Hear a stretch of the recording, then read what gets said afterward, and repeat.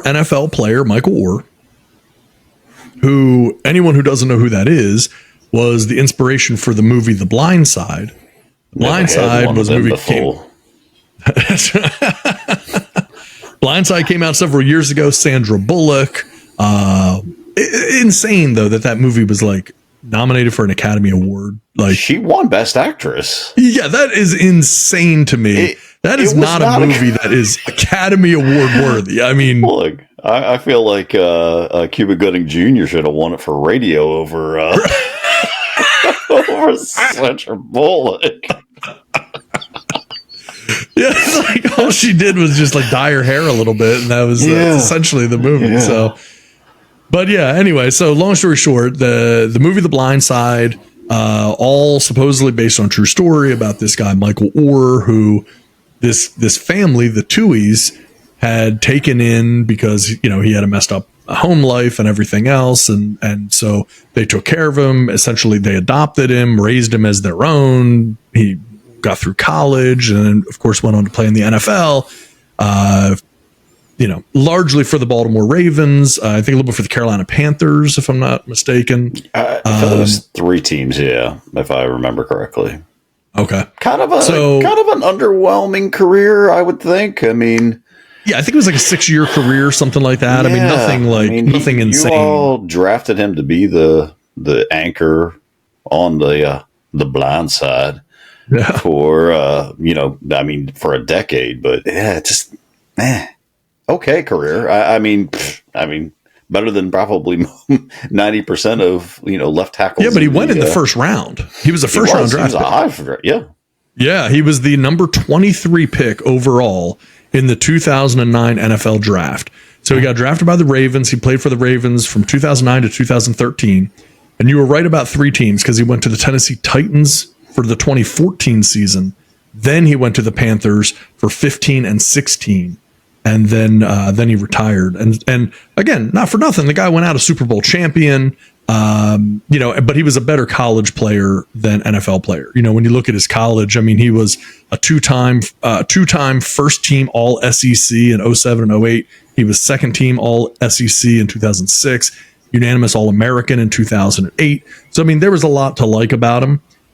It just, didn't quite pan out in the way that you would maybe think it would with a first round, lineman that you're drafting. All that having been said, he was adopted by this family. The family raised him up, got him to the NFL. He was super close with them. Then the movie comes out, books come out, like all kinds of stuff. And after the movie came out, he complained about it, kind of how he was portrayed. In the movie, he is kind of portrayed as kind of a big dummy. And in fairness, yes, he's portrayed as like he's on, and nothing wrong with it. For anyone that wants to be offended with me saying this, but he was portrayed as someone being on like the autism spectrum, right? Yeah. Like just that. I always, I love to give T-Rock a hard time because you all are Ravens fans, and I'll always never had one of these before. And she's like, what's that? A room to your own? A bed? What? Are you telling me Michael Oher never had a bed growing up? Never had a bed. Until he's 19 years old or whatever he was in the movie. He's 70. So, he was just portrayed as this big, dumb, stupid idiot. And clearly he wasn't, but that's how they portrayed it. It was very weird. Yeah, because you hear interviews with him and you're like, yeah, he doesn't sound like he's slow and like. Oh, he's well spoken and an intelligent guy. Like, so always thought it was weird. Always thought it was weird, but yeah. And he came out with complaints and stuff afterwards. Now, here's the thing that's tricky, right? And obviously, I don't want to go too far into this aspect of it because it's not as important. However, it is a movie. And when they're making a movie, if it's just kind of like, oh, okay, here's this smart, well-spoken, super athletically talented guy who should have every chance to be successful and go into college and play in the NFL. Well, there's not a lot of drama to that, right? So it has to be that they kind of like are going to overly, dramatize this. And they did that with him. And again, kind of at his own expense. And so what happened was there was a book that came out in 2006 from Michael Lewis. Michael Lewis, of course, being the author of Moneyball. And that book was called The Blindside, Evolution of a Game. Before the book was published, excerpts appeared in the New York Times Magazine as The Ballad of Big Mike, that being Michael Oher. His portion of the book was adapted for film, and then they made the movie The Blindside. This was released in November of 2009. And Sandra Bullock, Tim McGraw, the movie was nominated for Academy Awards for both Best Picture and Best Actress for Sandra Bullock, with Sandra Bullock winning, which is insane. And to think that that's Best Picture as well is ridiculous. But anyway, so then Oher wrote his autobiography, I Beat the Odds, From Homelessness to the Blind Side and Beyond, in 2011.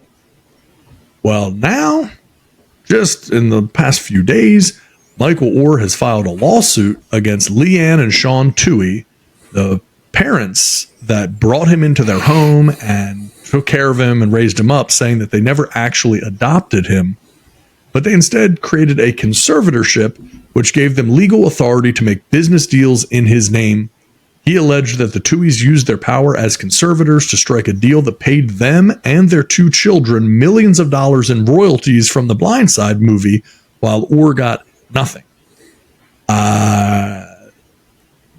It's interesting. It's an interesting story. So I guess that we can start there, I guess, if you want. That can be our foot in the door on where to go with this thing, because let's face it, we're not talking about Michael Oher right now because of the movie The Blindside, which came out in 2009. We're talking about this latest accusation now being made against the people that brought him up.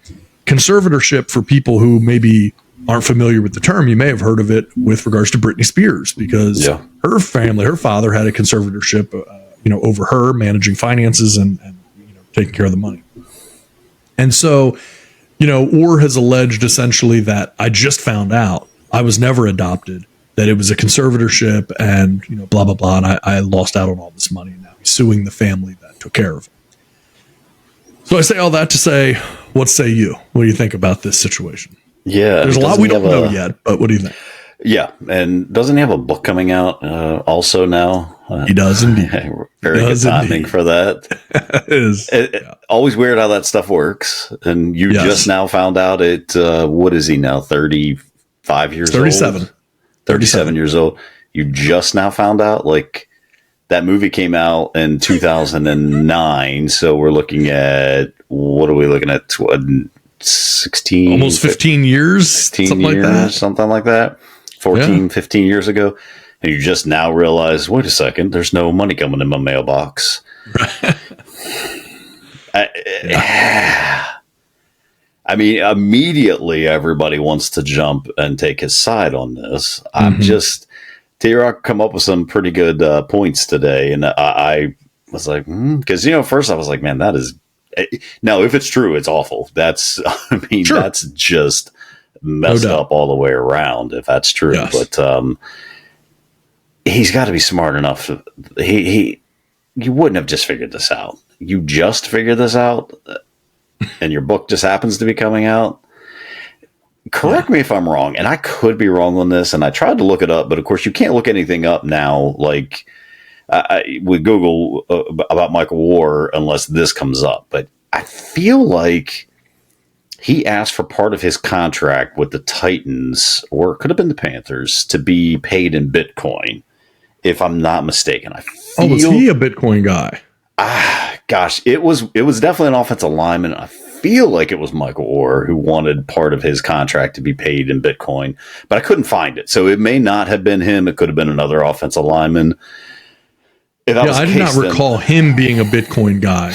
I do remember there were players that requested payment in Bitcoin. I'm drawing a blank on who they are myself. Yeah, for some reason he immediately popped into mind whenever I saw this, because I was like, didn't he ask to be paid in Bitcoin, like part of his contract? I was like, you got to be smart enough to know that. So if that's the case, then you really didn't know, and maybe he didn't, because I also brought up the point, well, he would have been 16 years old at that point, 17. So maybe he didn't know until now, but at some point, are you not wondering, like, wait, why did I get any money from this movie? Yeah. This movie's about my life. Why did I get anything? So Have we heard anything from the Tuohys at this point? Not from Sean or Leigh Anne, the parents, but Sean Tuohy, the son. They call him SJ, Sean Jr. Just did an interview just the other day and said that this is not a surprise to him or the family, that the relationship has been fractured over the last couple of years because Michael Oher has been making these accusations, and that they are very clear that they've never done anything wrong, that they did not make millions of dollars from the Blindside or anything like that, that their money got split 5 ways with Oher being the 5th person, and that, there's nothing going on. So who's to say at this point? It's too early to say, but I mean, it should be ezy to prove, right? I mean, yeah. You'd certainly gotta think it would be very easy to prove that that's what happened. I would think so, anyways. Well, and by the way, the Bitcoin, I believe you're thinking of Russell Okun. That's exactly who I'm thinking Russell of. Okun did that also with the Panthers, so that's what I was easy thinking to think. Of. But Panthers offensive lineman. That's exactly what I was thinking of. You're exactly in 2019, Russell Okun said that he wanted to be paid in Bitcoin. And then more than a year later, he let the world know that he was the first NFL player to collect a portion of his check in Bitcoin. Okay. So got Panthers right, offensive lineman right, just got the wrong guy right. That's right. Okay. Close. Yeah, I would think this should be easy to prove. There should be adoption papers, right? I mean, if they really got adopted, there should be adoption papers somewhere that I would assume he would have a copy of or have easy access to. What the family has said is that they were told by the attorney that they could not legally adopt him when he was past the age of 18. So the conservatorship made more sense. Now, I don't know the exact age that they first took him in versus the age that they were actually trying to file for the legal adoption. I mean, who knows? He could have been 17 and a half, and it was going to take 8 months to get the paperwork done. There's so many, like in the world we live in, there's no gray area. So it's either Michael Oher is completely in the right and he got screwed by these horrible people, or these people did what they thought was right, and now these accusations are being made when in reality they weren't trying to screw them. It's like they're horrible or he's scamming them. In reality, there is some gray area there.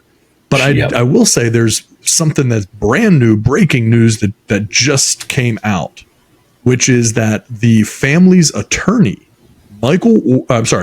the Tuohy family attorney, the family that took in Michael Oher, their attorney has come out and said that Michael Oher allegedly asked his adoptive family for $15 million not to go public with claims that they swindled him.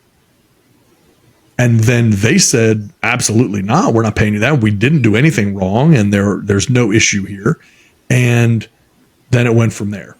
He apparently, or supposedly, this is according to the attorney, has repeatedly threatened to, quote, plant a negative story about the Tuohys in the press if they didn't cough up an 8-figure check. Oh my gosh. Yeah. So the attorney says that over the years, the Tuohys have given Mr. Oher an equal cut of every penny received from the Blindside. This is attorney Marty Singer. Even recently, when Mr. Oher started to threaten them about what he would do unless they paid him an 8-figure windfall, and as part of that shakedown effort, refused to cash the small profit checks from the Tuohys, they still deposited Mr. Oher's equal share into a trust account that they set up for his son. And so that's the newest thing. Is now apparently Michael Oher has tried to shake down the Tuohys for $15 million before all of this happened. That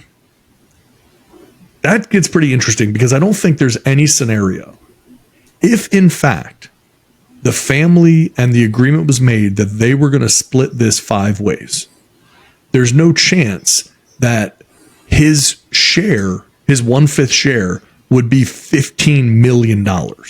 There's just no. The movie made $300 million. There's no way in the world that the family got $100 million of it. It just doesn't make any sense. So that $15 million, I don't know if there's a lot of interest and penalties he's assessing onto that, but I just don't see any way that he would be due $15 million, even if it was about his life. That seems to be a little crazy. Yes. And again, there should be it should be easy to prove.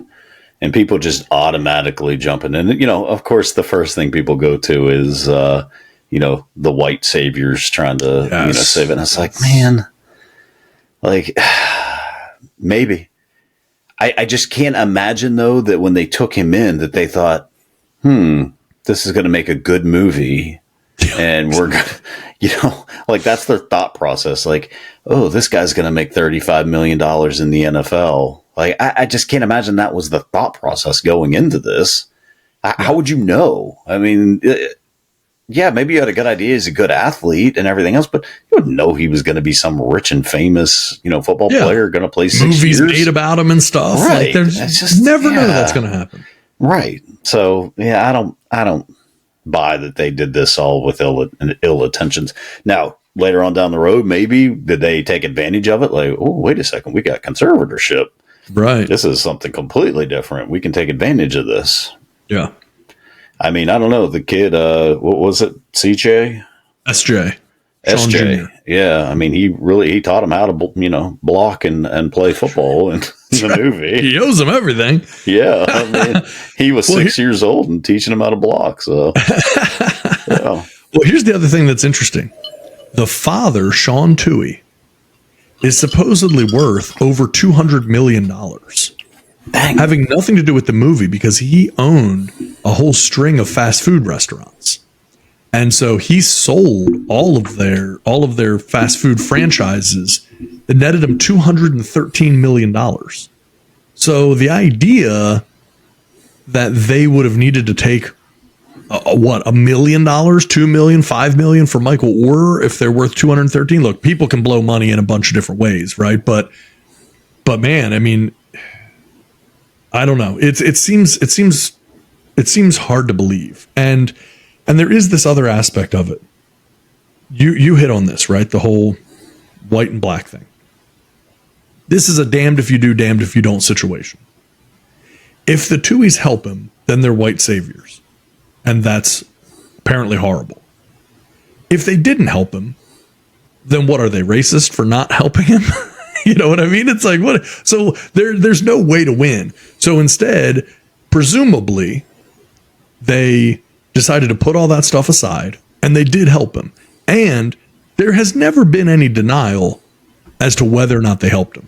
There has never been any conflict or confusion about, did they raise him in their house? Did they treat him as a kid of their own? Did they feed him? Did they take him to practices? Did they help him? Did they do everything in their power to allow this kid to be successful? There has never been a debate about that.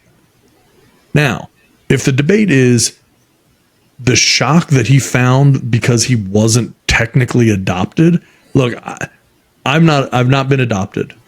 I think adoption is great. I have no issues with it.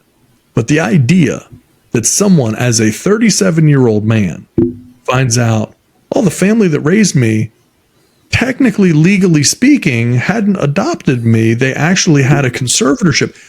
How would I have lost a wink of sleep over that? Why would I care about that?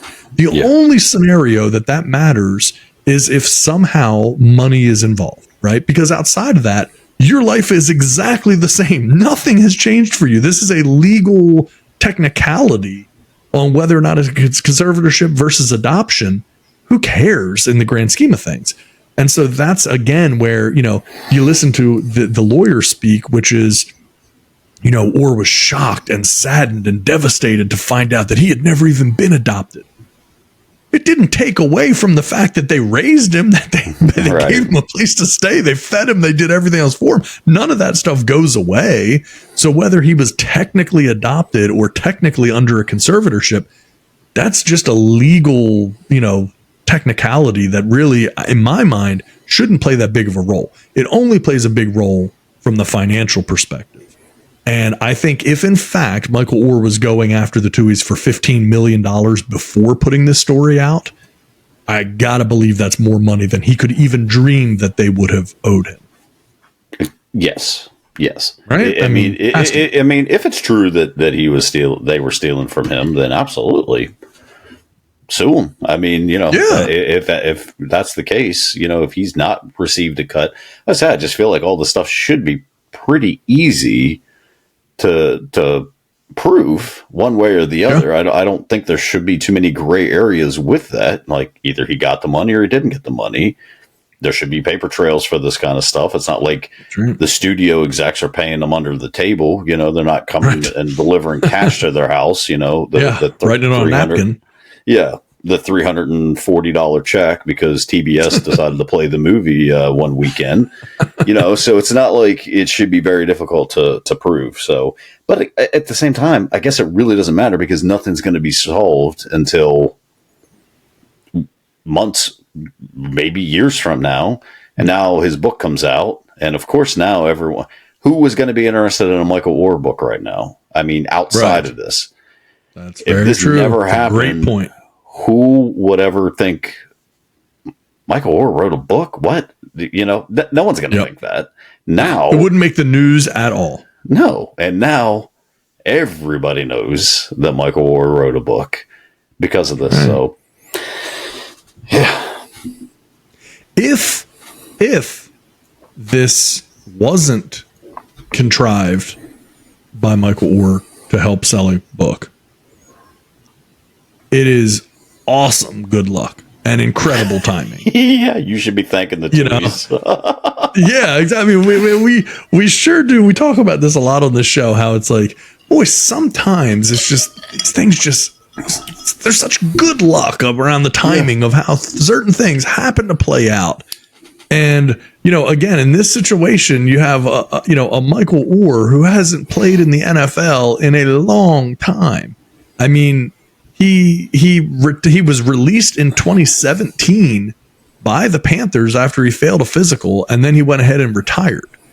So this isn't a scenario where it's sort of, like he's not the forefront of people's minds, right. Michael Oher, no one say he's not like a Tom Brady who's retired or Peyton Manning who's retired. Michael Oher is not thought of and in the public eye in that same way.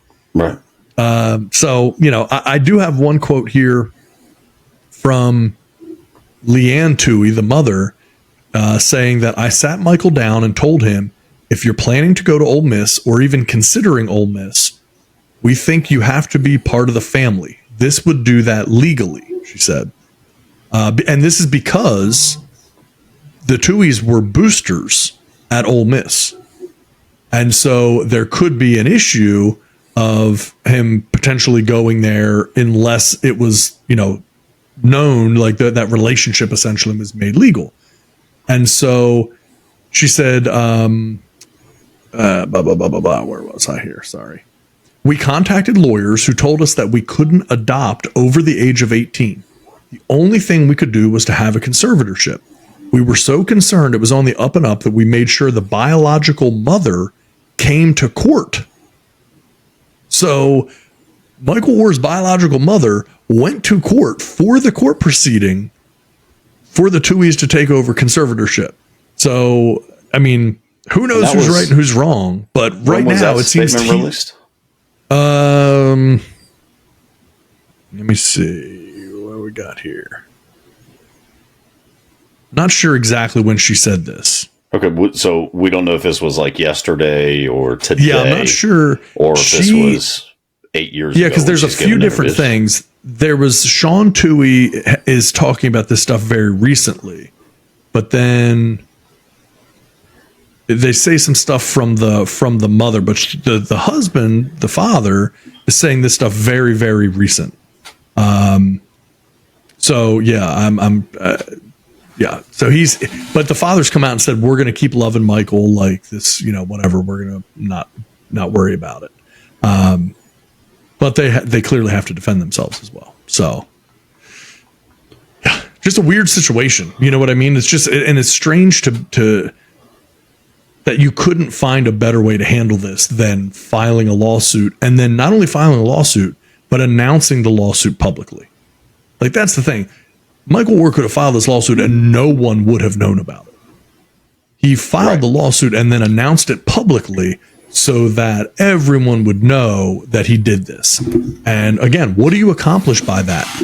in my mind's eye, you don't accomplish much more other than raising awareness and putting yourself in the news, which again helps sell a book, because the legal rights that you have are the same. There's no difference, as it relates to that. Yep. And of course, everybody immediately just jumps on his side, even the news, everyone, nobody wants to take a step back and say, let's figure this out. But that's what we live in these days. Everything is just kind of a whirlwind thing, and one person says something and they just go with it. And, later on, but see, you can retract it later on and it doesn't matter, because now in the minds of everyone, it's still, they stole money. So no one's going to remember the retractions that take place. Media's wonderful for that. They'll put something out completely false, and then it spreads like wildfire, and then they'll retract it, and nobody will remember that it's been retracted. No one even sees the retraction. It doesn't matter. Exactly right. That's exactly right. So awful good timing. Like you said, it's awful news and great timing for him. So I'll be curious how this plays out. Yeah, I'm curious to see as well, because, you hit the nail on the head with something earlier, and I touched on it. We'll hit it again. In this scenario, the moment it comes out, you're right. Everybody says he got ripped off. These people are scumbags. And we'd be foolish if we didn't recognize the fact that a huge amount of that is because these are rich white people who were shown in a movie raising a poor black kid. Like, that is the movie, and it's the real life story. And so now it's almost like people are just waiting to find out that these people actually made money off of it, or actually profited or benefited in some way from doing it. And look, if they didn't, then man, there's gonna be a lot of people that owe these folks some apology. However, like you said earlier, if they did, then 100% they should be paying this stuff back with interest. They should have, it's a problem. This was not okay at all if it happened. Like, they would deserve all of this. Yep. But man, it's a little early on to be jumping to those conclusions.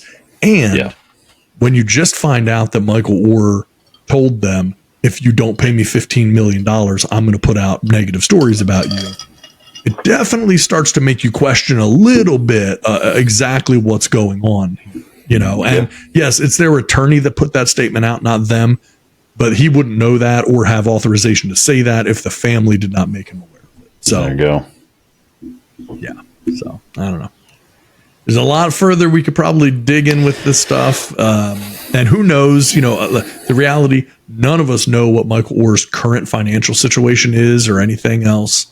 But he should have made more than enough money in his career. To give you the breakdown, Michael Oher, when he was drafted, signed a 5-year, $13.8 million contract with the Baltimore Ravens. Then he goes on and and that's when he got his Super Bowl ring. Then he signs a 4-year, $20 million contract with the Tennessee Titans.